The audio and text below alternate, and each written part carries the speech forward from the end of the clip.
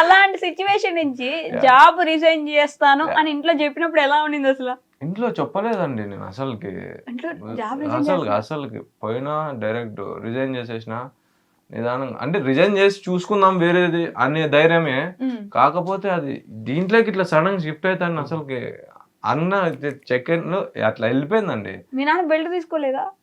అట్లేం లేదండి, అంటే నేను వేరే దాన్ని షిఫ్ట్ అవుదామని ఇంటెన్షన్ లో ఉన్నా. అందులోపు దీంట్లో బిజీ అయిపోయి కొంచెం మంచిగా ఇక్కడ వచ్చేసింది, సో అది కవర్ అయిపోయింది. లేకపోతే నాకు ఉండేది.